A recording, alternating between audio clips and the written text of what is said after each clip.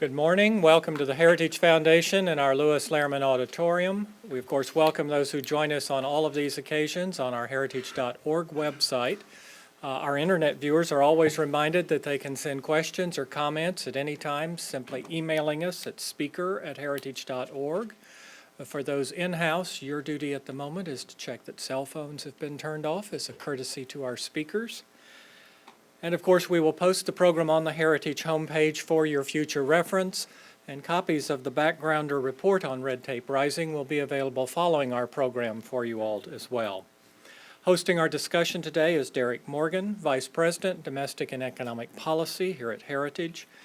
He is a lawyer by training. He has served in all three branches of government, including on the senior staff of Vice President Richard Cheney, before coming to Heritage and serving as Chief of Staff to the former President Edwin J. Fulner. Please join me in welcoming Derek Morgan. Derek?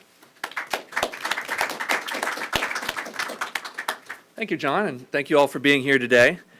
You know, Ronald Reagan once said that government's view of the economy can be summed up in a few short phrases.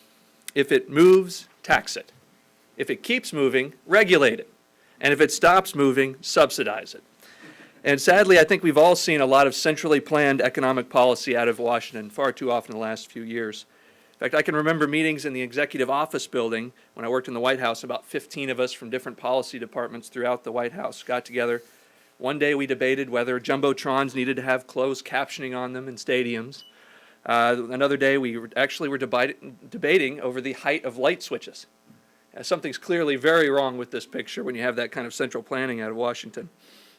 Well, let me give you a few quick statistics from Judge James Buckley's book, Freedom at Risk. In 1935, the U.S. Code was 2,275 pages. The entire work product of the federal government since 1789. Just Title 42, Public Education and Welfare, had just 18 pages in 1935. It had ballooned to 3,022 pages in 1970, and it doubled again over the next 30 years. Now, these are at least statutes, but it's really hard to keep track of what Washington is doing on regulation and on executive actions. The Federal Register last year, 78,000 pages. That's an average of more than 200 per day. In fact, a lot of those regulations and executive actions are coming from Obamacare and Dodd-Frank. And even worse, no one in government keeps track of regulatory costs, which I suppose should be obvious given the frenzy of rulemaking we've seen over the last few years. Thankfully, though, the Heritage Foundation is tracking the number and cost of new regulations, which we report every year in our Red Tape Rising series. And Red Tape Rising really is one of a kind.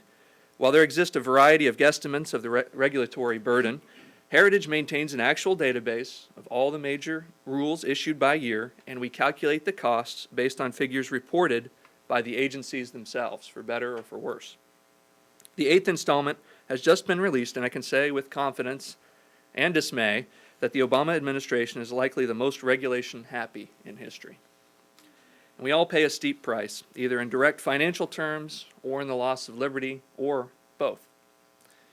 Well, our panel today will explore some of these trends in rulemaking and discuss the reforms necessary to stem this regulatory tide, and I'll introduce them in just a minute. But first, we have the privilege of being joining with us today, Senator Jim DeMint.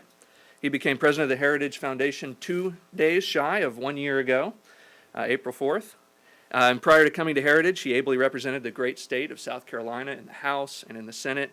In fact, some called him the senator from Heritage because we worked so often with him on so many different policy proposals, so it was really an easy transition when he came over here to Heritage. Senator DeMint is an accomplished author, having written several books, such as Now or Never, Saving America from Economic Collapse, Saving Freedom, We Can Stop America's Slide into Socialism, and his most recent work, Falling in Love with America Again, which hit #1 on the Washington Post bestseller list. DeMint graduated from the University of Tennessee with a degree in communications. He also holds an MBA from Clemson University. And it's my pleasure to work with Senator DeMint each day, and it's my great privilege to introduce him to you. Ladies and gentlemen, Senator Jim DeMint. Derek, thank you. Thank you, Derek. Great job.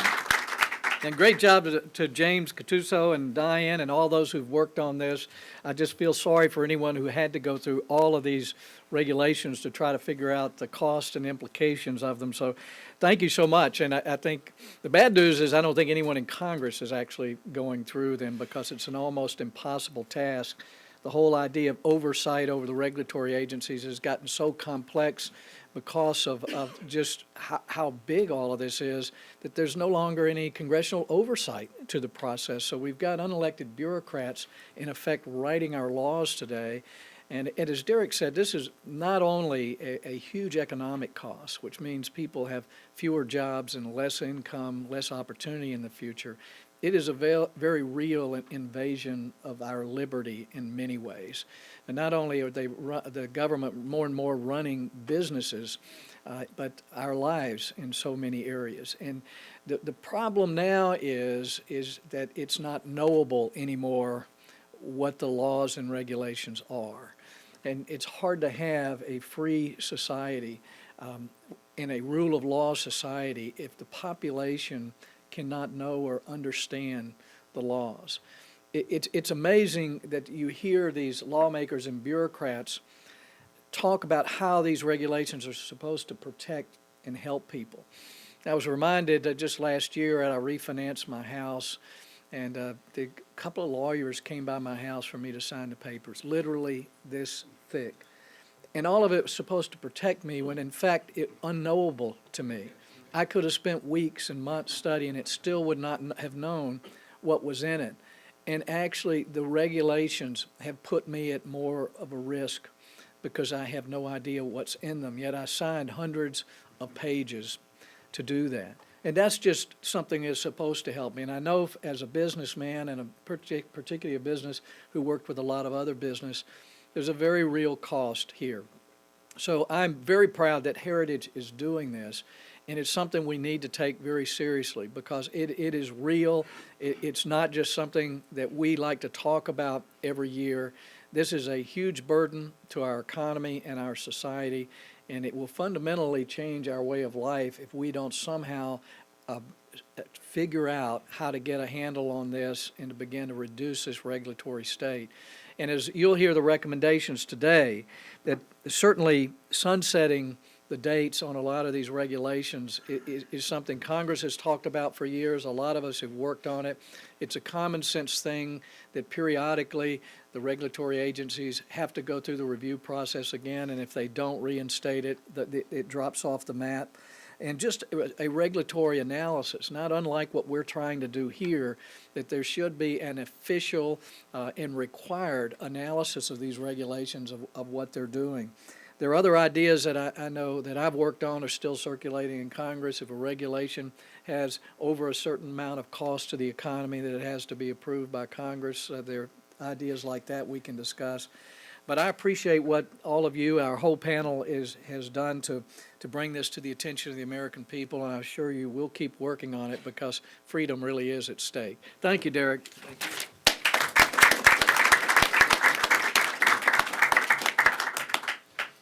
Thank you, Senator, for those remarks. And now we get to hear from our panelists, and then we'll get to hear from each of you. So I'll introduce them now, and then we'll make our way down the line, and then be ready for your questions and participation as well.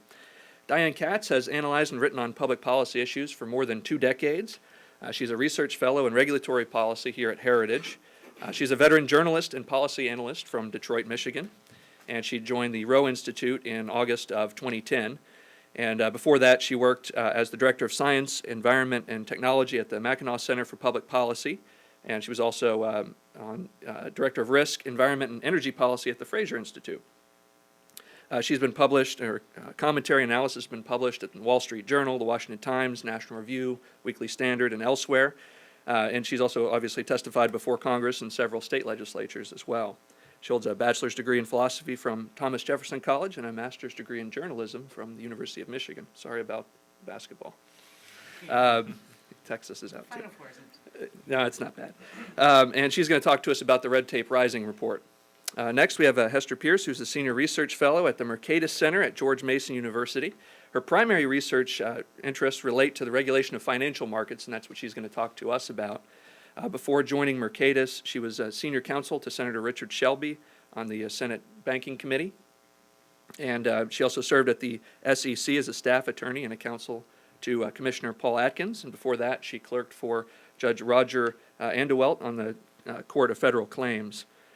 She's been published widely in The Hill, American Banker, and elsewhere. She's also editor and contributor to the book Dodd-Frank, What It Does and Why It's Flawed. It's a good title, very succinct.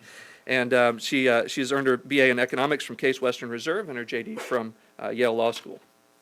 Next, we have Adam White. And Adam is also a lawyer. He is a counsel at Boyd & Gray and Associates, a law firm that works on various constitutional and regulatory issues, including one on Dodd-Frank, as a matter of fact. The firm represents State National Bank of Big Spring in that case, along with the Competitive Enterprise Institute and the 60+ Association. And in addition to his legal practice, he writes often on constitutional and regulatory issues for the Weekly Standard and the Wall Street Journal, commentary.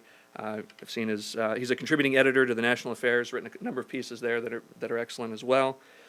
He's also serves on the Federalist Society's Administrative Law Executive Committee, and he's a graduate of the University of Iowa and Harvard Law School. So with that, please welcome our panelists, and let's hear from Diane first.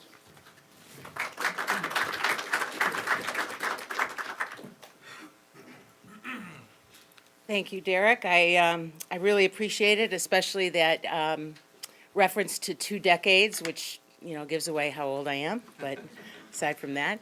As many of you may remember, in his most recent State of the Union address, President Obama declared that he would circumvent congressional resistance to his agenda with the use of his phone and his pen. Too bad for us that he's been doing that since taking office. In fact, the administration has exploited regulation for the past 5 years, imposing its will through fiat, and Constitution and Congress be damned.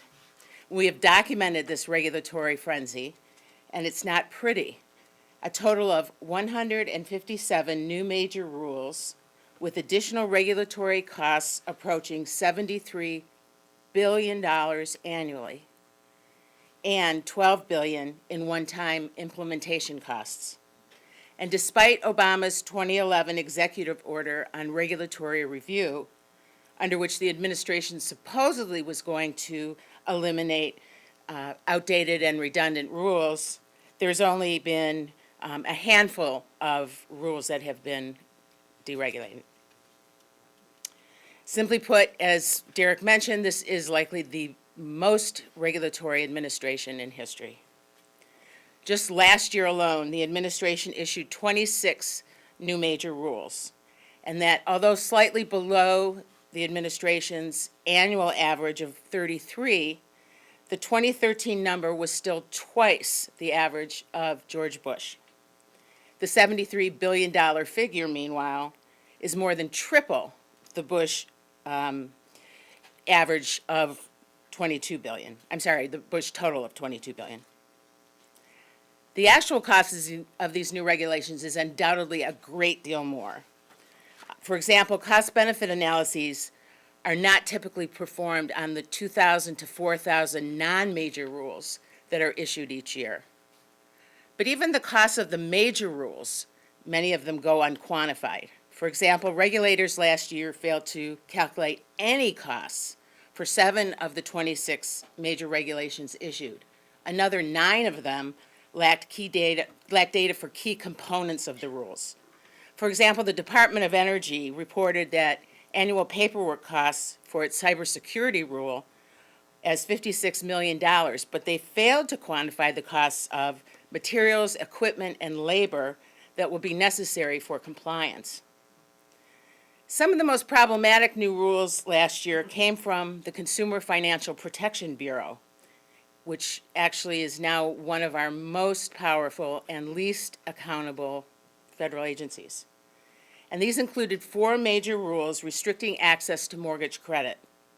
These rules cover every aspect of financing a home, including mortgage options, eligibility standards, and even the structure and schedule of payments, all of which will limit financing options and access to credit. And despite the potentially enormous impact of these rules, the Bureau failed to quantify the actual costs of these rules. Now, obviously, some costs are impossible to quantify, such as the value of lost innovation or the erosion of personal liberty. What costs, for example, should we ascribe to the Obamacare requirement that all insurance plans cover contraceptive services regardless of a policyholder's moral convictions? I mean, I guess we could start with the cost of Hobby Lobby's lawyers. And then, of course, there's bureaucrats' penchant for downplaying the cost of their initiatives. I'm from Detroit, and in Detroit we call that lowballing. The lack of analysis is a particular problem in light of Dodd-Frank, which accounted for half, that is 13, of the 26 new major rules issued in 2013. Most of the financial regulators, such as the Securities and Exchange Commission, the CFTC, and the Consumer Financial Protection Bureau, are not required, as are the executive branch agencies, to conduct regulatory impact analyses. And Heather will address this issue in more detail after I'm done.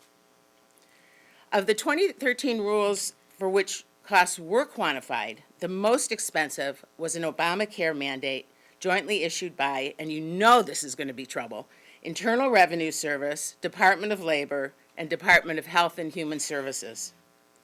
At a cost of $1 billion annually, the regulation requires individual and group insurers, as well as group health plans, to provide parity in benefits between mental health or substance abuse services and medical and surgical benefits. Ranking second was a Department of Labor rule which extends government wage and overtime dictates to live-in helpers for the disabled and the elderly. Such companionship services have always been exempted from government wage controls to make it possible for helpers to spend more time with their charges, including live-in. But under the new rules, far fewer caretaking activities will qualify for this exemption. Now, there's a gatekeeper charged with ensuring that thorough analyses are done. It's called the Office of Information and Regulatory Affairs, otherwise referred to as OIRA. But it's outmanned and outgunned by the regulators. OIRA has a staff of 150. It's tasked with reviewing the rulemakings of agencies that have a combined 282,000 staff. And James figured that out to be a ratio of 5,600 to 1. Not surprisingly, there's a large backlog of regulations awaiting approval from OIRA.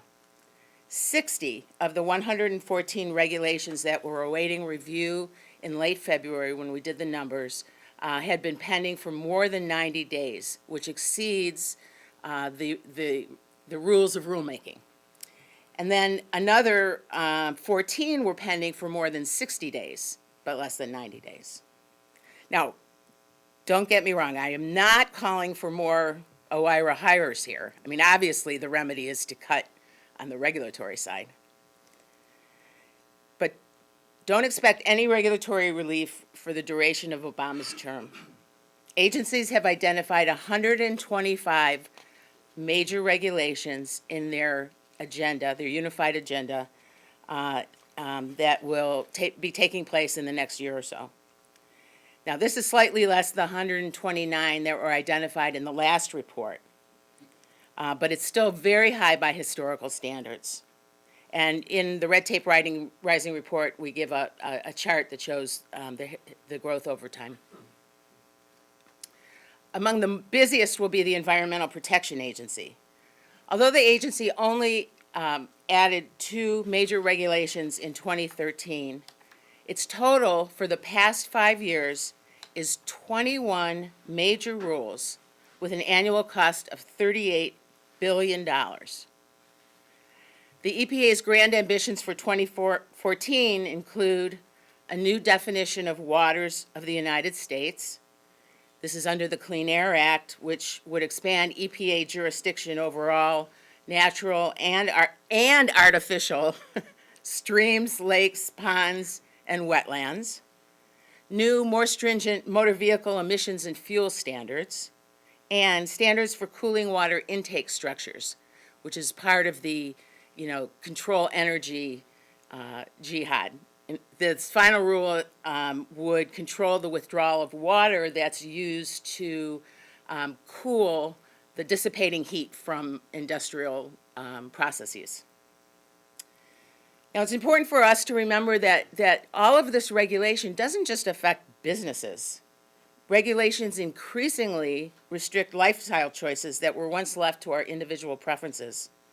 For example, the Food and Drug Administration is removing trans fats from the list of food ingredients that are generally recognized as safe, and this is their initial step toward prohibition. And on the auto front, the National Highway Traffic Safety Administration this week issued a new rule requiring a rear-mounted video camera in addition to an in-vehicle screen to reduce the likelihood of a vehicle striking a pedestrian while in reverse.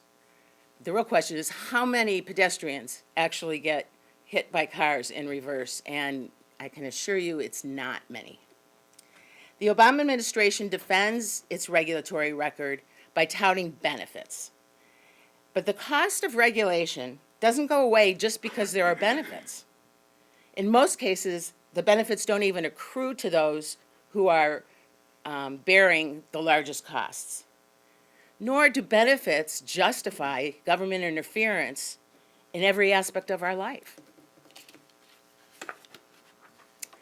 Benefit estimates as calculated by the agencies need to be considered with extreme skepticism. A particularly egregious example is the Department of Energy's calculation of benefits for energy conservation standards, wait for it, for microwave ovens when they're in the off mode or standby mode. In other words, they're actually regulating how much energy a manufacturer can design a microwave oven to use for the clock and for the lights. In attempting to justify the new standard, the agency cited the benefits of preventing the ravages supposedly associated with carbon dioxide emissions from electricity use. You know, polar ice caps melting, extinct polar bears, you know the litany. Evidently desperate to justify the regulation and without public notice or comment, the Department of Energy officials doubled the purported social cost of carbon that had been applied in previous rules, thereby vastly inflating the claimed benefits. And I would direct you, if you'd like to read more about this, to the work of Susan Dudley, who has done a great job of laying out this scam. The new number is likely to be used to justify stricter energy standards on a whole slew of appliances. Agencies also increasingly are citing private benefits to justify their rulemaking.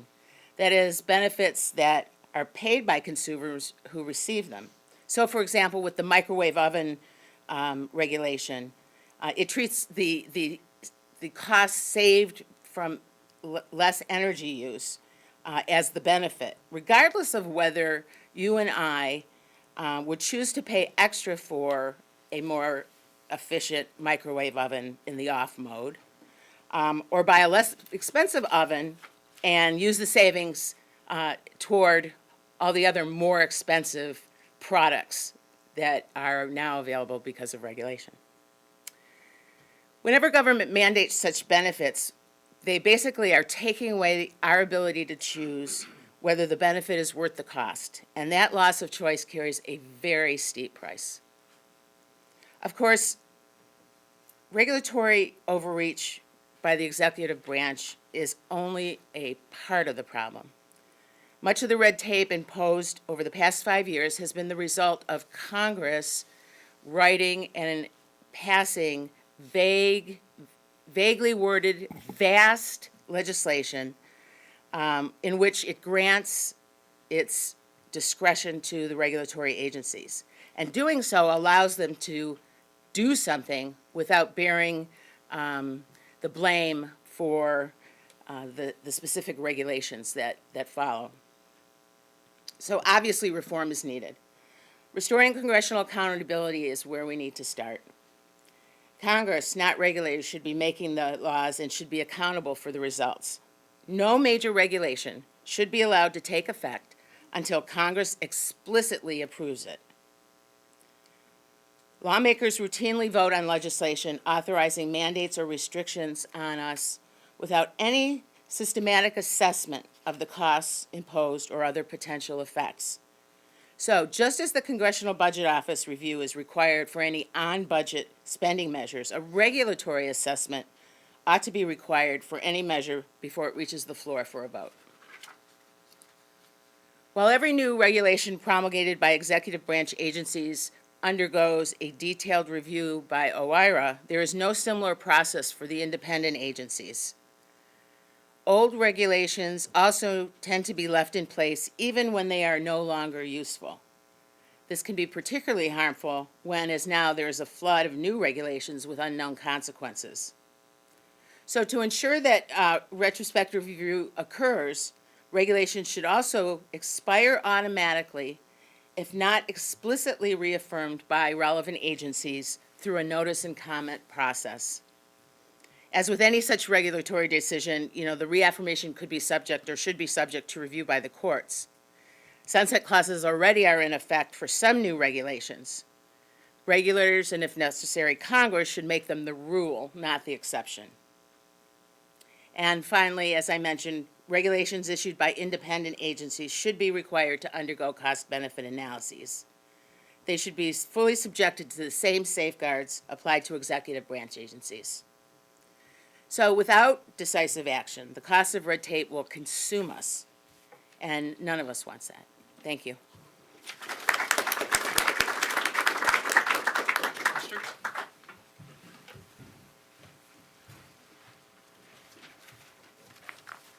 Thank you. It's good to be here with all of you today, talking about one of everyone's favorite subjects, regulation. And I appreciate the work that Heritage has done with Red Tape Rising. I think it's pretty easy to lose the forest for the trees when you're looking at individual regulations and you sort of get into the details of individual regulations and you forget that this is just part of a bigger picture of an increasing regulatory burden. And I think that that's something that the Heritage Foundation has done a good job of illustrating. As the report notes, it's really just a piece of the whole regulatory burden, and there's a lot more, and there's a lot that doesn't get counted in those numbers.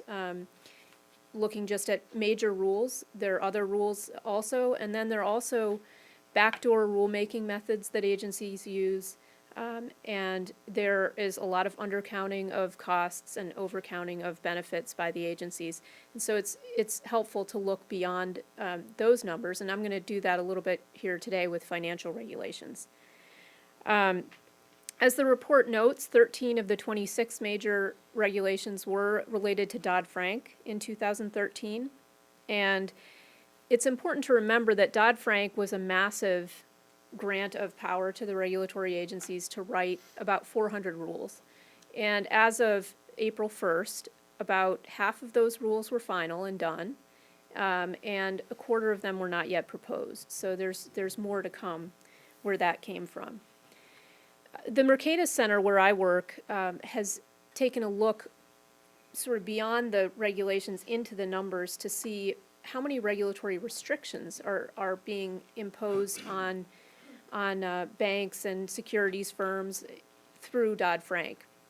So my colleagues, Patrick McLaughlin and Robert Green, looked at that, and they found that once Dodd-Frank is done, this is projecting based upon the regs that have already been done, once it's been done, they expect that the number of regulatory restrictions on firms will rise 32%.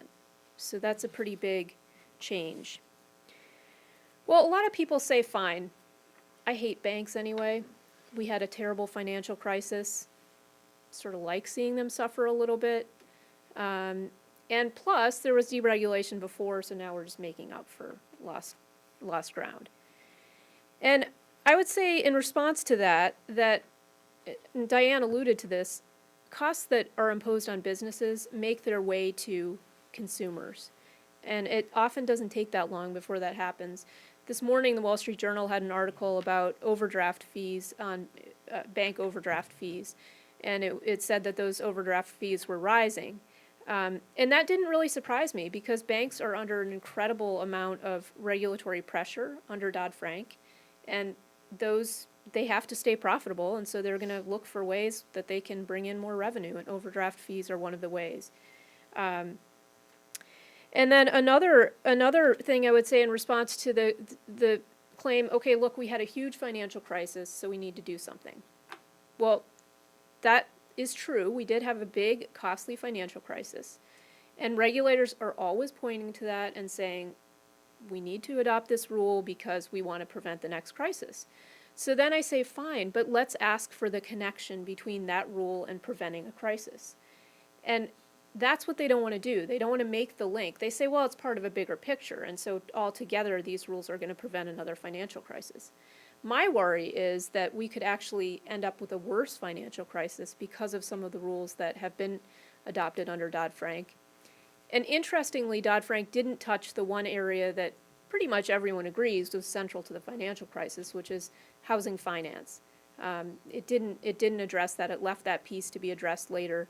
And so we definitely won't prevent a crisis like the last one with the rules that we got under Dodd-Frank. And then as to the deregulation point, so a lot of people say there was deregulation leading up to the crisis and in fact attribute the crisis to deregulation. I don't find those arguments very convincing, but again, going back to my colleagues who have measured the regulatory restrictions, they looked at the lead up to the crisis and they found that actually restrictions were up by about 18% in the period from 97 to 2008. So that doesn't look like deregulation to me. We should care about good cost-benefit analysis because it allows us to understand whether a regulation is going to work and what the consequences of that regulation will be. So it's a tool that regulators should be using. Among the financial regulators, as Diane mentioned, independent regulatory agencies don't have to do economic regulatory impact analysis under the executive orders that make other agencies do those analyses. And so all the financial regulators are now independent regulatory agencies, so they're all exempt from that.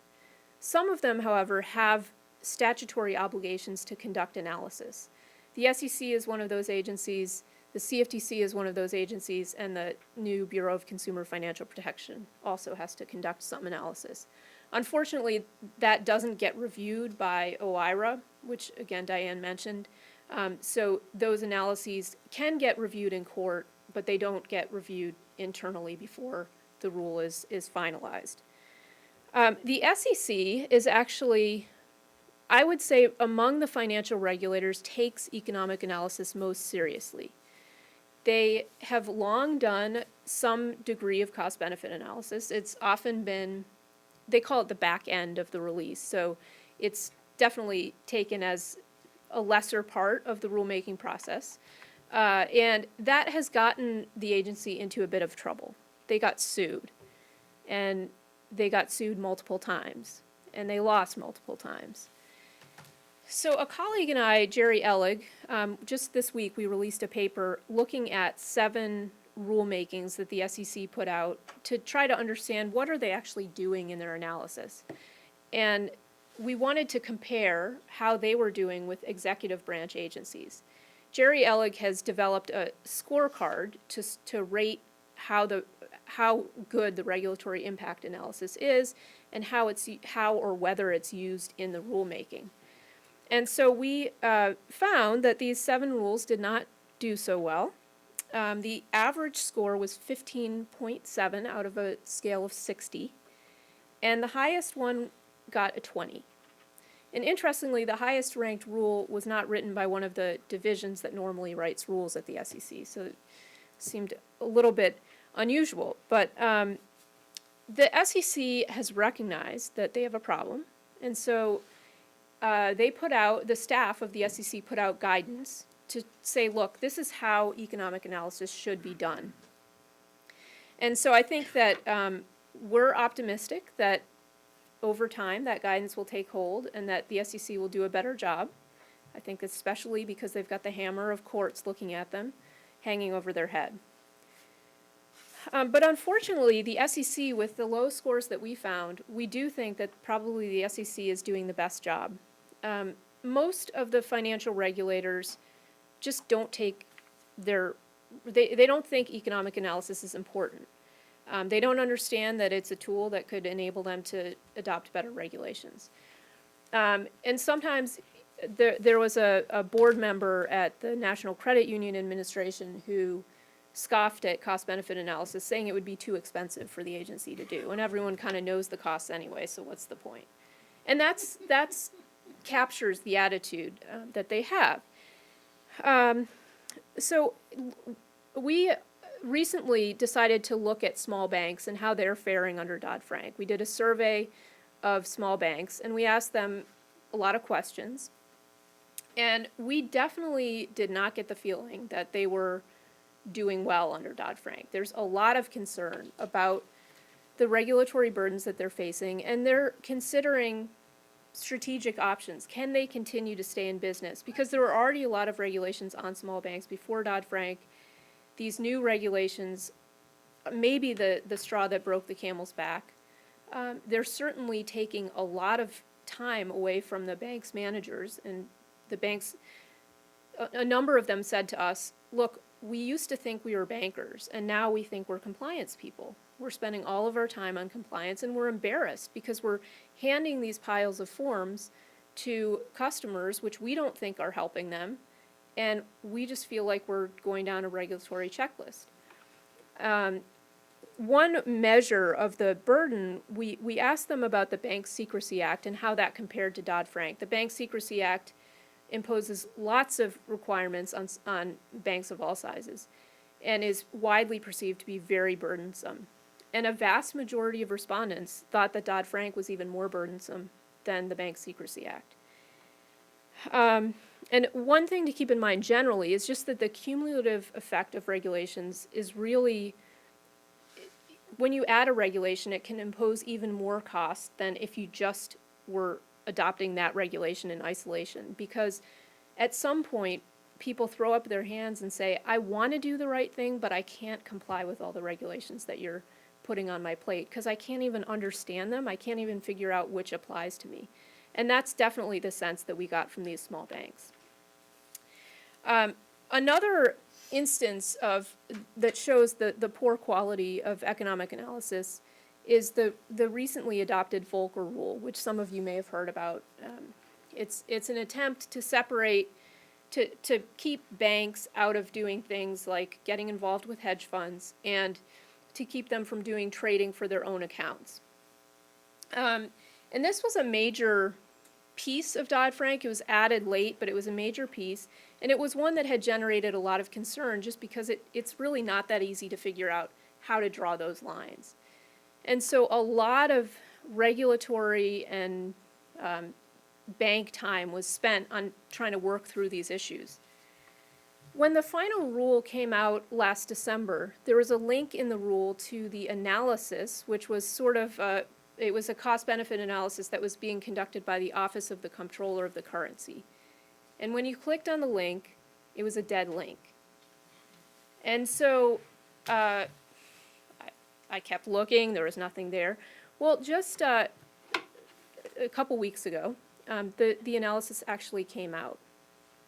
And so it was a not very thorough analysis, and it was one that really focused on the direct costs of the regulation as opposed to the underlying statute, so of course a lot of the costs of the Volcker Rule come from the statute as opposed to the actual regs. So they didn't look at that. And then they said, and we know they're indirect costs. They dropped a footnote saying the Volcker Rule could actually make banks more likely to default, which is, sort of seems like an important point, but my biggest concern about the analysis, as poor as it was, it still would have been really nice if they had had that analysis while they were crafting the rule instead of just doing it as an after-the-fact compliance exercise, in which case it's absolutely useless to anyone. And it illustrates how little the regulators understand how important analysis is to figure out what they should be doing in the first place. And interestingly, Janet Yellen was asked about the Volcker Rules economic analysis at a hearing, and she was a bit taken aback by the question. She said, well, Congress did the analysis. We didn't have to do the analysis. They told us to write the rule, so we just went and wrote the rule. We didn't need to do the analysis. And that's the Fed chairman, and she's an economist. And so of all the agencies, the Fed, which is overrun with economists, as opposed to most agencies which are overrun with lawyers, you would think that they would understand the value of looking before you take a regulatory action, of looking at what you're actually doing. So that brings me to my final point, which is that process really does matter. It matters that we look in advance at the consequences of rules. And it matters that rules go through notice and comment rulemaking. Another big problem with the financial regulators is that they do things sort of through the back door. And so you end up with the Commodity Futures Trading Commission is famous for this now. Their staff will issue 10 letters right before a big deadline hits, providing guidance on what firms can do to comply with the regulation, and it becomes a de facto rule that hasn't gone through any of the process, let alone having a cost-benefit analysis. So I'll just conclude by saying that Dodd-Frank is, by any measure, a big, major undertaking. And it's just unfortunate that we're not actually cataloging what it will cost and the consequences, positive and negative, that it will yield. Thank you very much.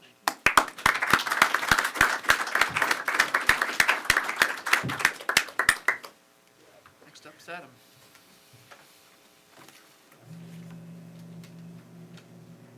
I never knew that. When you're tall, you notice these things. There's probably a regulation on that, I'm sure. The speed, you know. Before I jump into my own remarks, Hester's story about Janet Yellen and cost-benefit analysis reminds me of a similar one involving her predecessor, Ben Bernanke. A couple of summers ago, there was some conference out west in the summertime, and Chairman Bernanke was talking about Dodd-Frank and the new financial regulations. And the CEO of J.P. Morgan, Jamie Dimon, sort of pushed him on this point, and he said, have you ever thought about the cost of all these rules cumulatively? Have you really analyzed how they all work together to burden the economy? And Bernanke's response, he was sort of incredulous, and he said, well, we can't possibly know that until we've enforced them all, and then we'll know what the costs are, which is sort of the regulatory version of we'll know what's in the bill after we pass it. But again, I'm grateful to be here. Thank you very much for inviting me, and I enjoy the report. We've spoken mostly about agencies so far, but I'm going to talk a little bit about Congress, because the administrative state begins with Congress. As the Supreme Court occasionally observes, an agency has literally no power to act unless and until Congress confers power upon it. So let me offer a few words about what previous Congresses have done to create the new administrative state, and what Congress can do today and tomorrow to restore some limits. Congress delegates immense power to regulators, but according to the Supreme Court, Congress's delegation of power to an agency will pass constitutional muster so long as Congress specifies an intelligible principle to guide the agency's exercise of discretion. That's the non-delegation doctrine, and it's a relatively low hurdle. The court itself observed, about a decade ago, that in the history of the court we have found the requisite intelligible principle lacking in only 2 statutes, one of which provided literally no guidance for the exercise of discretion, and the other of which conferred authority to regulate the entire economy with virtually no limits. Both of those statutes were struck down in 1935. So, as Cass Sunstein once remarked, we might say that the non-delegation rule has had 1 good year and about 200 bad ones, and counting. Now, Sunstein himself readily admits that it's really more nuanced than that, and appellate courts have used the non-delegation doctrine to strike down statutes, or to narrowly construe statutes, including one case in the D.C. Circuit last year. But the basic point is sound. The non-delegation doctrine can't single-handedly save us from regulatory excess. And in the last half century, there's been another important shift. Decades and decades ago, for example, when the court approved, say, the delegation of power to the FCC to regulate airwaves in the public interest, which is seemingly a pretty broad standard, the court stressed that Congress wasn't writing on a blank slate because the public interest was a term that built upon a long regulatory and common law history. Today, by contrast, Congress often does write on blank slates, and intentionally so. When Dodd-Frank empowered the Consumer Financial Protection Bureau to regulate unfair, deceptive, or abusive lending practices, Congress largely freed the agency from past precedents and encouraged the agency to chart a new course. The CFPB is not afraid to chart that new course and construe its mandate broadly. A couple of years ago, the agency's director emphatically refused to explain to Congress what the word abusive means. Instead, he told the House Judiciary Committee that the statute's terms are, quote, a puzzle, and the agency will further define them on a case-by-case basis. And he added that for this new and potent statute, it wouldn't be, in his word, useful to define the statute's term in the abstract. He probably meant it wouldn't be useful for the agency. I'd suggest that an upfront definition would be very useful to the community banks and other small lenders that have to divine the CFPB's regulatory intent and comply with the vague statute. And on these points, I have to commend Hester and the Mercatus Center for the reports they've done on Dodd-Frank and the community banks. They've been just extraordinary. Big banks can rely upon an army of lawyers to help figure out how to comply with open-ended laws. A small bank or business, by contrast, can't afford such luxuries. That's precisely why one large bank's CEO, again, Jamie Dimon of J.P. Morgan, recently said that the new regulatory environment is a moat, quote marks, a moat that will protect his bank from smaller competitors. Open-ended delegations of power inherently favor big businesses over smaller ones. Now, when Congress does delegate broad powers to an agency, it's all the more important that Congress ensure that checks and balances guide and limit the agency's exercise of that power. Or when an agency is freed from certain checks and balances, Congress should take care not to delegate too much power. These points go hand in hand. This is an increasingly important issue as Congress commits ever greater powers to ever less accountable agencies, such as the agencies created by Dodd-Frank and the Affordable Care Act. Of course, Dodd-Frank, the Affordable Care Act, and other broad grants of power, such as the Clean Air Act, they're all laws on the books, and the current administration's unlikely to amend them. So what can be done now? What can be done in the long run? Right now, Congress can't change the laws, but it can at least impose some accountability through its other oversight powers, namely oversight hearings, backed with the force of Congress's power over appropriations and appointments. First, appropriations. Madison famously wrote that the power of the purse is Congress's most complete and effectual weapon with which any constitution can arm the immediate representatives of the people. The Senate itself stressed this point in its 1977 report on the administrative state, saying that the appropriations process is the most potent form of congressional oversight, particularly with regard to regulatory agencies. They were right, and if you want proof, look no further than the fact that the people creating the new generation of independent agencies have worked so hard to remove those agencies from the appropriations process. Again, the CFPB, which is funded by the Federal Reserve, not appropriations, is a perfect example. In the run-up to Dodd-Frank's passage, both the administration and the Senate Banking Committee urged that making the CFPB, quote, independent of the congressional appropriations process was absolutely essential to prevent Congress from influencing agency policies. Now the CFPB wholeheartedly agrees, observing just a few weeks ago in its new budget and strategic plan that its statutory entitlement to funding outside of the congressional appropriations process ensures the agency's, quote, full independence from Congress. Let me just note as an aside, as a lawyer, it's very hard for me to make a single sentence without a mental footnote and a citation. And the quotes and other materials I'm citing here, they're all cited in my paper, which I'll post to my firm's website probably this afternoon, if you are interested in those sorts of things. Okay, so first, that was appropriations. Now the appointments process. Alexander Hamilton stressed that the Senate's power to confirm or reject nominations would be, quote, an efficacious source of stability in the administration. More recently, Judge Henry Friendly, one of the great legal minds of the 20th century and a thoughtful scholar on administrative law, stressed that the appointments power allows Congress to look at how the agency is doing its job in general, and even if the Senate rejects nominees only sparingly, that prerogative is not to be relinquished. Here, too, these theories are proven by the fact that this administration and its supporters in the Senate moved heaven and earth to eliminate the Senate's power to filibuster nominations.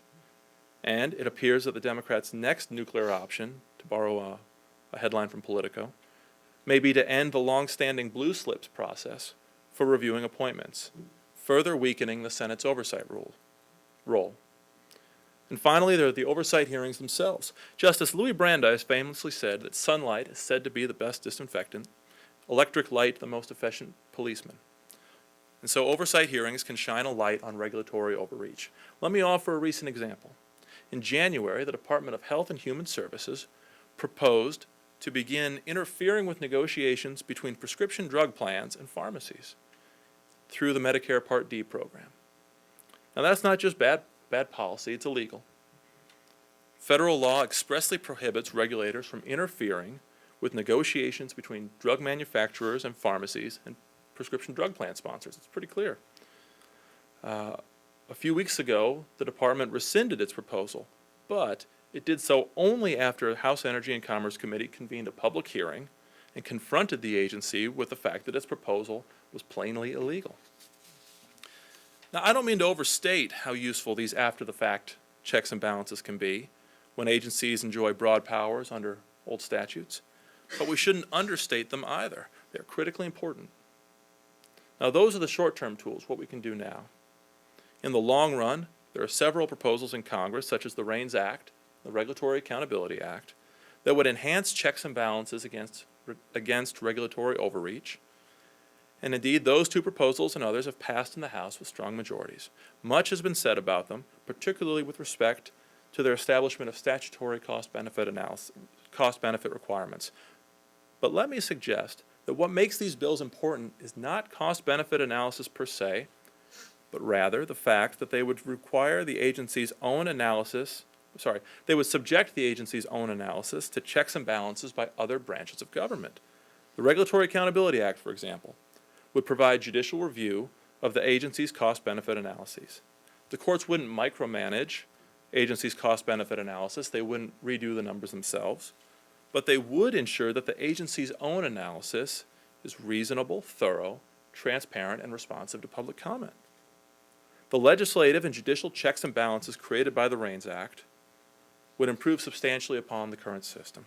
Currently, as was mentioned earlier, the executive branch largely reviews its own regulations, a system that has its virtues, but it still allows agencies to exaggerate their regulations' alleged benefits, as Susan Dudley has documented. And also the agencies are pretty good at insulating themselves from real review by the White House, as Chicago law professor and OIRA veteran Jennifer New recently wrote in Harvard Law Review. Simply put, cost-benefit analysis is very important, but checks and balances by the other branches are indispensable. Now let me close with a broader point. As we all know, the framers gave us a system premised upon the branches checking and balancing one another. Ambition countering ambition, as Madison said. So how did the executive branch and the administrative state, how do they succeed in amassing such broad, unchecked power? There are many reasons, and I've got a lot of them listed in my footnotes. But today's report highlights an important one. By passing large, open-ended statutes such as Dodd-Frank and the Affordable Care Act, lawmakers can claim credit for doing something, so to speak, while evading blame for specific regulations. This is, unfortunately, not a new problem. I note it was documented very well by Professor David Schoenbrod a couple decades ago in a book called Power Without Responsibility, How Congress Abuses the People Through Delegation. But I think the late John Hart Ely put it best when he wrote, quote, "It is common to style this shift from Congress to the executive branch as a usurpation, but that oversimplifies to the point of misstatement. Congress ceded the ground without a fight. In fact, the legislative surrender was a self-interested one. Accountability is pretty frightening stuff." Today's Red Tape Rising report shows the costs that our nation incurs in the absence of such accountability. In the short run, I hope that it inspires Congress to continue to reclaim and assert its constitutional powers and responsibilities. And in the long run, I hope that it inspires more fundamental changes, narrowing overbroad delegations, restoring checks and balances to agency structure, and codifying administrative procedures that enhance those checks and balances. I'm pleased and honored to join today's discussion. Thank you.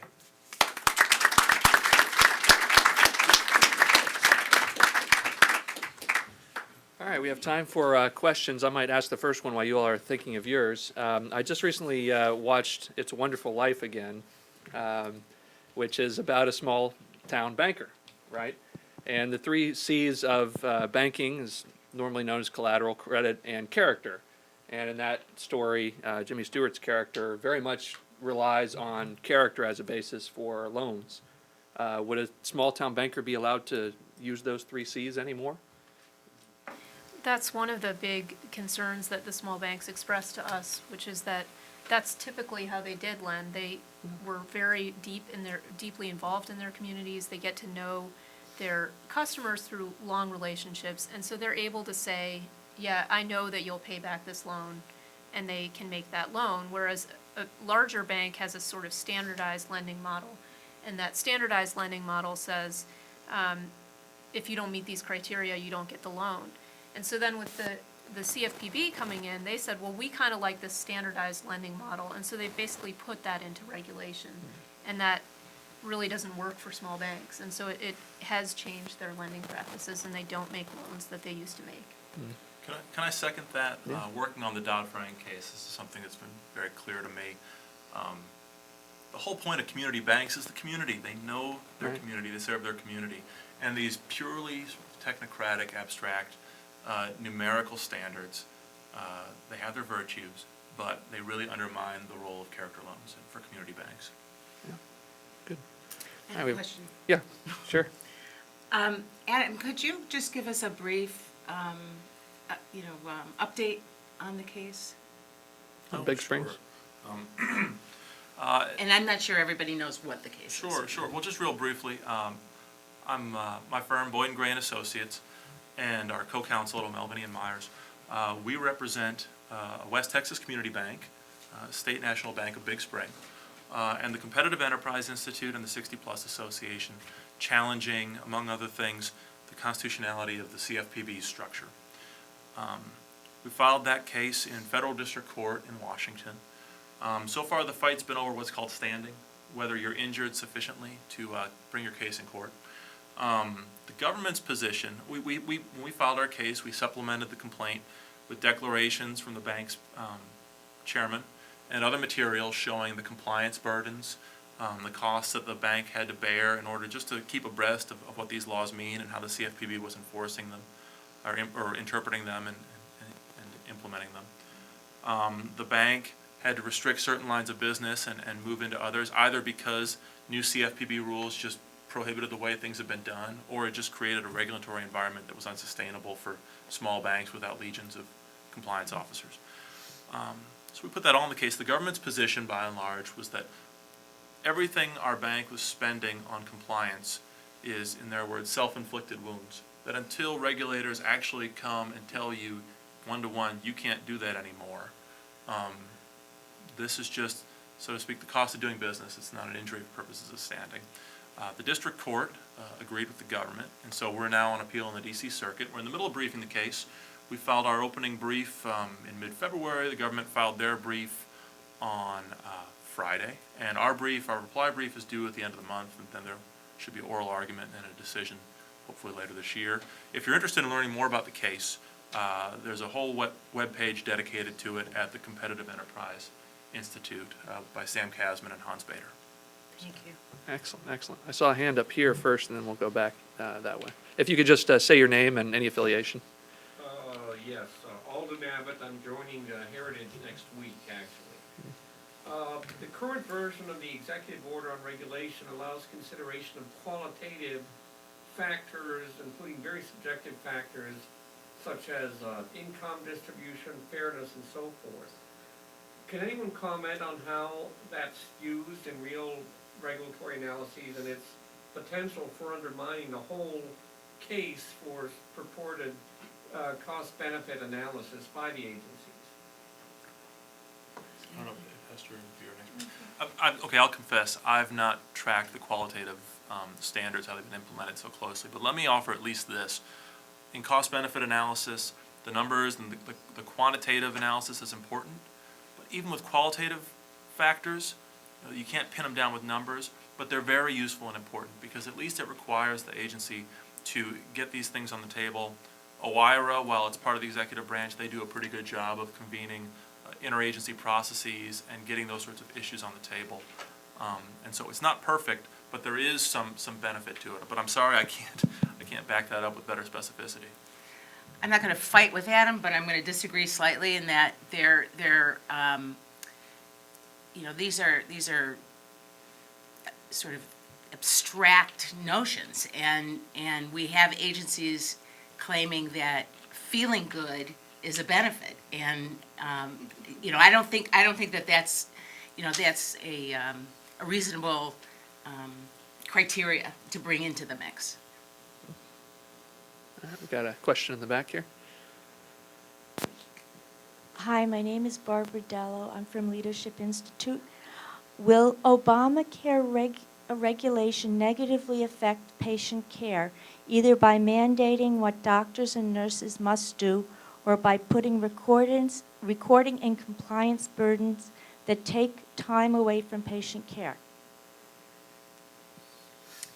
Well, I should really direct you to our healthcare folks upstairs, but I would say just in general, I've seen, I'm not an expert in Obamacare, but I have seen, a great deal of written about the impact on actual care, both in terms of what the cost burden will do and, rationing of care and that sort of thing.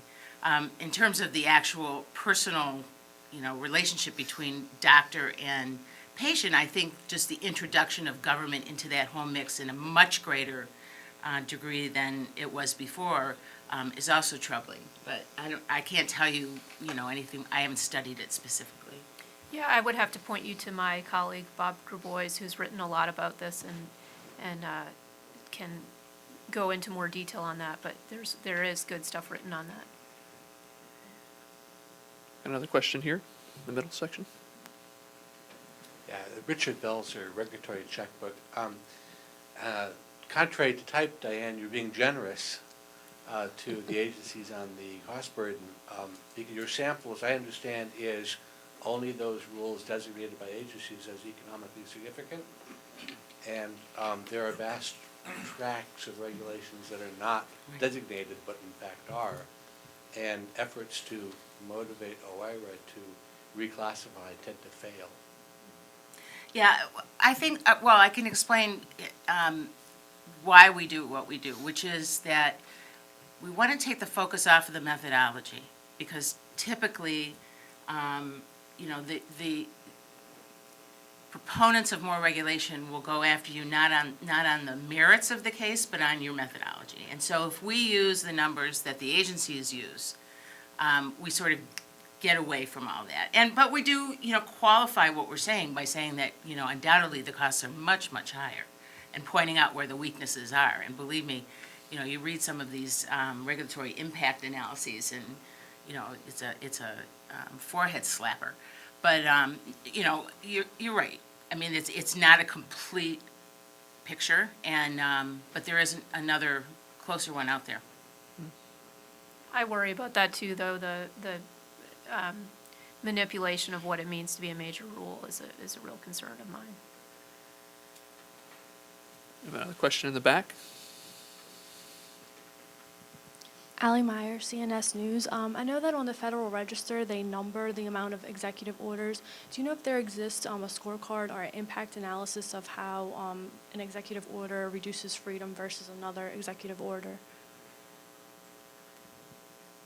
I don't. I'm sorry. Yeah, I don't know that either. It's a good question, though. Yeah, and that, I mentioned the 200 pages a day on average of executive orders and so forth in the register. It's kind of hard to even just keep up nowadays. It's amazing. We have another question here in the front row. Milton Grenfell, American Citizen. You know, in addition to the mortgage problem bringing on the financial crisis, a lot of us people think that, you know, abandoning Glass-Steagall at the pressure of banks to make more money caused the problem. If we just brought back that, which I understand was a very simple document, a few pages long, what about the idea of scrapping Dodd-Frank, just going back to Glass-Steagall? Does that sound like a good idea? Well, I like the first half. Go ahead. If we're gonna scrap Dodd-Frank and replace it with something, I would replace it with a simple capital requirement for banks, and then allow banks the freedom to decide which activities they should engage in or not. As I alluded to, on the Volcker Rule analysis, one of the questions is whether separating off proprietary trading and hedge fund activities will make banks more or less stable. And the evidence is really not clear on that, and my conclusion of that is that a bank's managers and board are best able to decide how to manage the risk of their business. And so the Glass-Steagall, I'm not sure, I haven't seen any analysis that actually suggests that Glass-Steagall would have prevented the problem, because a lot of the problems were at broker-dealers or companies that would not be affected by Glass-Steagall. So I'm not personally convinced that that's the answer, but I do like simple. Can I ask you a question? I think this would be for Adam, but anyone else is welcome to jump in as well. Asking to put on a political science cap for just a minute. You talked about Jamie Dimon and some of the other big bankers talking about this being a moat. And so while there's been a big political movement to repeal Obamacare, you haven't heard as much about repealing Dodd-Frank. To what do you attribute that? Is that because partly the companies that are in there can use it to their advantage?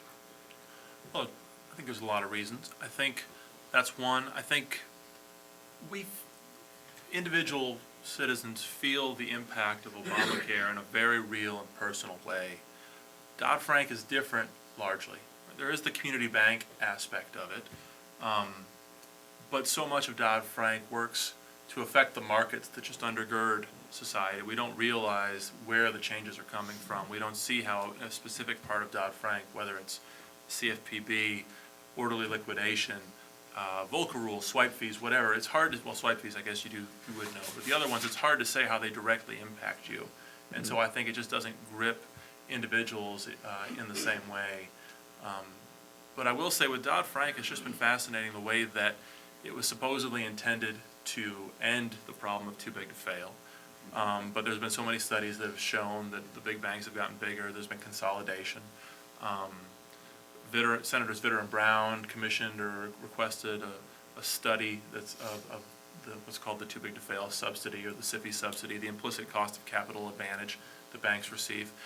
Elizabeth Warren gave a speech, I think at Georgetown last fall, for a group called Better Markets. She gave a speech about how the problem of too big to fail hadn't ended. So there was a line in there, something like, wow, who would have thought that 5 years later we still wouldn't have fixed too big to fail? You think, wow, well, actually, a lot of us know. A lot of us are not surprised by that. A lot of us recognize that whether it's the orderly liquidation or Financial Stability Oversight Council provisions basically codifying or exacerbating too big to fail, or whether it's these immense regulatory burdens, which again Hester has documented so well, whether on those burdens that the CFPB framework imposes upon small banks, that it encourages consolidation, encourages small banks to become bigger banks and mid-sized banks to become big banks. Whether all of that in the end is going to exacerbate precisely the problem that Dodd-Frank was supposedly enacted to correct. Go ahead. I would love to tell Senator Warren that had she not pursued regulate everything else in the financial universe, that perhaps we might have, put some attention on too big to fail.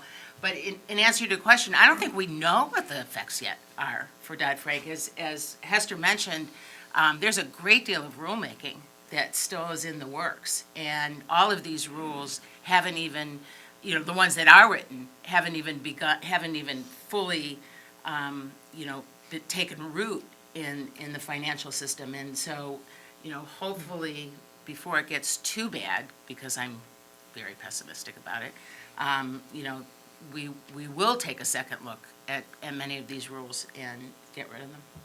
Yeah, I mean, there have been some attempts to, there have been some calls for outright appeal, and there have been attempts to address parts of it or repeal parts of it, but once you open it up, it's going to be a problem. And also, you do have constituencies who are now invested in it. You know, certainly with the derivatives regulation, you had people who are very interested in seeing that regulation pass because government mandates to use, for example, platforms where you trade derivatives. Those are great for the platforms that want to trade derivatives, and so you get people who are invested in it. Yep. All right, we have a few more questions here. Why don't we go over here to the right side of the room, and then we'll come back. Hi, Robin Bone from the Mercator Center. Agencies have this just profound reputation as being experts. But what kind of expertise do they have? Because several of the issues that you reviewed today, from my simple Kentucky background, doesn't demonstrate a lot of good expertise in terms of problem solving. Yeah, I'm not convinced about the expert theory of regulators, and I'll give a personal example. When I went to the SEC, I went, somewhat to my shame, to write rules for mutual funds, which is a very heavily regulated area. And so I said to my boss, you know, it'd be great if I could go visit a mutual fund, just maybe go on an exam so that I could see how one actually works. You know, I know I have them, but I want to know what it actually looks like from the inside.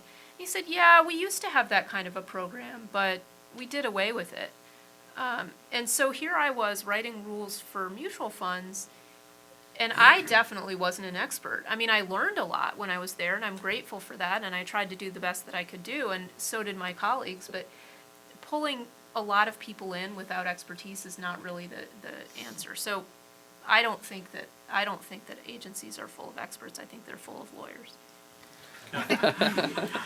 I think we've gotten to the point where the government agencies are regulating at such a micro level in so many areas that that isn't expertise. I mean, if you read some of the notices of proposed rulemaking, the number of questions that the agencies pose, particularly with Dodd-Frank rules, can number in the dozens, if not hundreds. And so, and all you have to do is read the rules to know that, and speaking generally, of course, that, some of these agencies don't have a clue as to how, particularly, the complex, financial, risk trades and so on, hedging, how all that works. And so, at one time, I think if you were just trying to regulate what's coming out of a smokestack, you might have scientists at the EPA, who could probably do a pretty good job of at least coming up with exposure data or something like that. But now we're so deep into everything in terms of regulation that I don't think that that expertise exists. Hester's line about the agencies are full of not experts but lawyers reminds me, and you probably saw this report too a couple of years ago, maybe 3 years ago. The CFTC's Inspector General did just a scathing report of the quality of cost-benefit analysis within the agency, and one of their major sort of condemnations was the fact that this is all being done primarily by lawyers rather than economists. I think the nickname they have for the cost-benefit analysis is the caboose, because it just comes at the end of the train. It's not taking anybody anywhere. On the extent to which the agencies are full of experts, I just add this, not to sound like a broken record, but to return to my main point.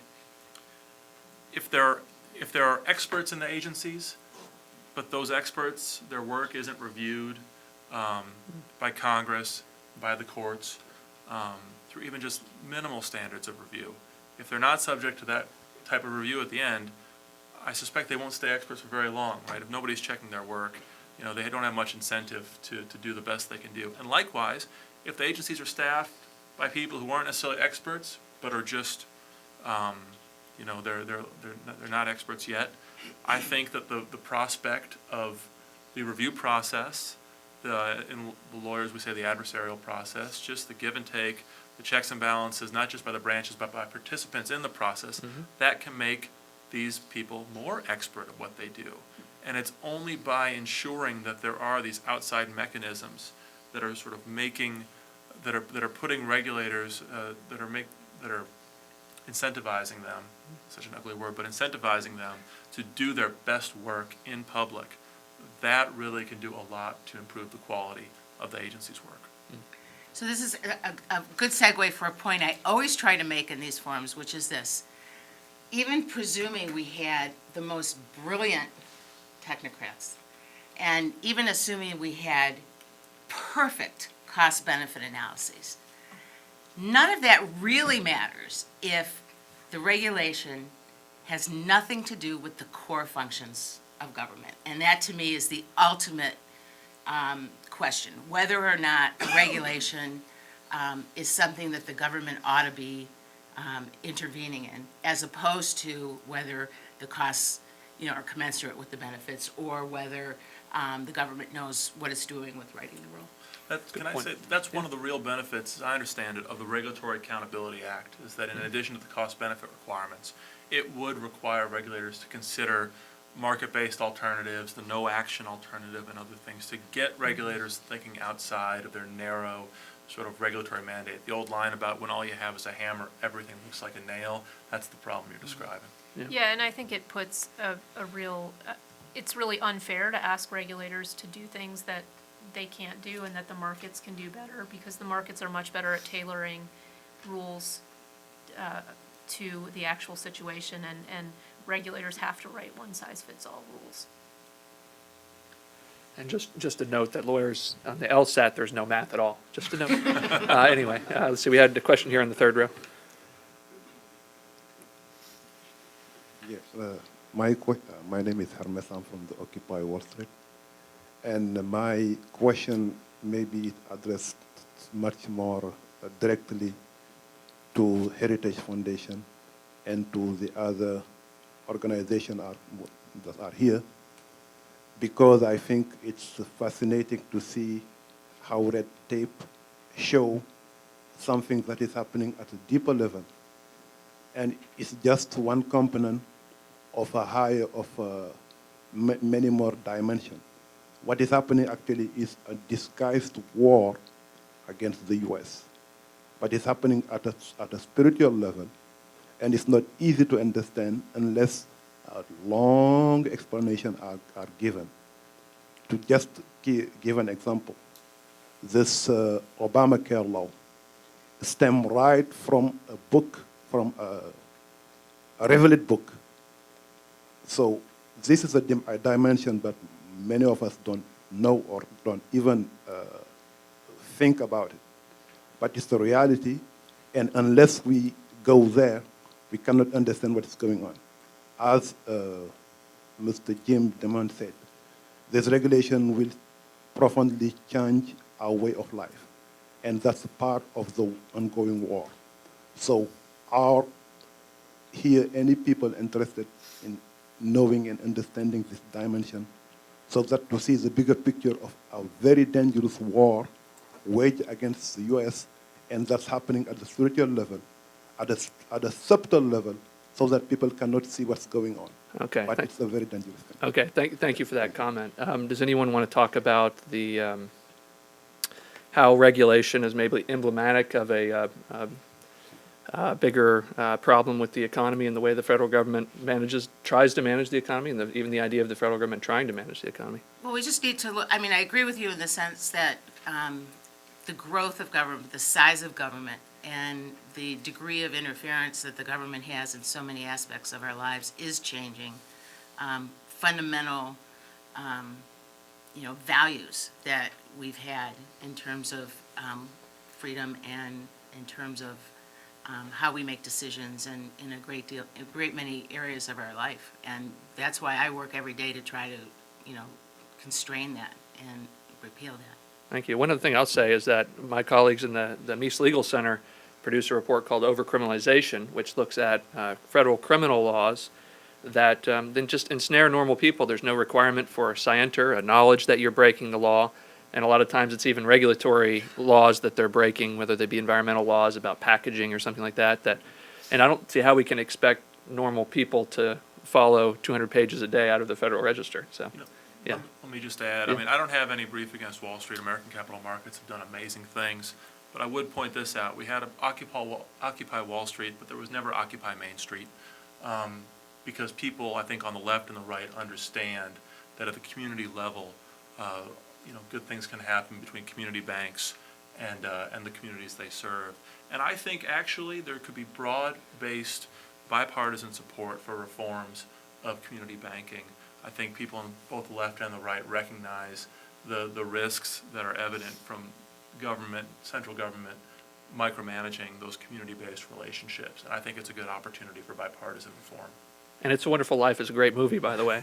Captures that pretty well. All right, let's go to the last row in the middle here. We have time maybe for one or two more. Hello, my name is Alex Shen. I'm an intern at the Heritage Foundation. Just wondering about your thoughts on, is the rise in the regulatory state a sort of symptom of changes in wider American culture, or do you believe it's simply the work of a power-hungry executive? Or both? Both? I do think it's somewhat reflective of and maybe this is a product of the regulatory state, but people look for the first solution, they're always looking to the government, and that's a problem. And that definitely increases the openness to new regulations. And so I think that's something that maybe we'll see a change on as regulations constrain people's individual choices more. As an example, the CFPB defends itself as being the protector of consumers, and who could be opposed to that? But then when it comes to the fact that they're trying to tell you exactly how you have to make your financial choices, and they're constraining those choices, I think people might push back against that and might not be too happy when their payday lender gets shut down that they actually relied on, or when their bank says, we're not going to serve you anymore because it's too expensive. I recognize and understand the reasons why there's, in the course of the nation's history, a general trajectory of moving power away from the states to Washington, D.C. I understand that, and maybe some of that's inevitable. But I think the problem that arises with respect to the administrative state specifically is when issues are moved up to Washington, D.C., and Congress decides that they're not going to really actively try to solve problems, but rather they're just going to confer the power over to agencies, and like Diane's report says, they take credit for solving the problem, and then they absolve themselves of responsibility for the specific regulations. A few years ago, there's another line I think of a lot in addition to John Hart Ely. A few years ago, in the fight over the Bush administration's programs in the global war on terror, people kept citing Justice Jackson's famous opinion in the steel seizure cases about executive power and legislative power. And there was a line at the end where he said, the courts need to step in and make sure that the executive branch doesn't overreach. But at the end of the day, only Congress can really make sure that their powers remain their powers and don't slowly drift over to the executive branch. And so to answer your question, I think when the issues come to Washington, it's not just that the executive branch or the regulatory agencies are going out of their way to take power. It's partly that, but it's also partly that Congress itself is just handing these things over, and it needs to be reformed. I think it's a dialectic to some degree. That is, there are points in history when government takes a sharp turn for the worse, and that happens because people allow it to happen, either through their votes or for their lack of opposition, or any other number of other factors, and so it becomes sort of cyclic, and it grows over time. We have time for one more quick question. I saw a hand back here. Thank you. My name is Rolf Hoyer, and I'm from the Swedish Embassy. There are currently negotiations between the US and the EU regarding a free trade agreement, trade and investment partnership. And basically the situation is that already the tariff barriers are pretty low, so the real gains in terms of trade would be in terms of regulatory conformity in some sense, or other. On the other hand, there are current statements from both sides that this should lead to no lowering of regulatory standards at all. So what I want to ask the panel as a whole is really if you could set your comments so far into the context of these free trade agreements, how do you think it can affect the further development of further regulations or deregulations in the US? Adam? My boss, Boyden Gray, he was ambassador to the EU, and he knows a lot more about these things than I do. And he's written a lot of things about this. Let me just note, though, with respect to financial regulation, it's interesting. For all that the administration has done to reach out to work with other governments on issues ranging from climate change to whatever else, the one issue they seem to have set off the table that they do not want to get wrapped up in this TTIP and the EU-US trade agreements is financial regulation. That seems to be the one thing that they don't want to see harmonized with the rest of the world. I think it's a remarkable sign of where the administration's priorities are. Although I would probably be shot by a lobbyist for saying this, I kind of think that we shouldn't worry about what other countries are doing. We should just be reducing the barriers to trade here, and not trying to harmonize, because, and maybe it's naive, but I take the position that to the extent that we, can nurture economic growth here, regardless of what's happening elsewhere, that will ultimately be better off. And I just am at the point where I'm trying to prevent our U.S. regulators from trying to regulate overseas, which they've expressed a real interest in doing. And so that's not bred good relationships with the EU or with others. Mm-hmm. You even get the Japanese upset at you, you know you've done something wrong. But I think experience shows that generally it's what happens is when you try to harmonize, you regulate up. You don't regulate down. Yeah, that is a danger. Well, that'll have to be our last word. Please join me in thanking our panelists, and thank you for coming.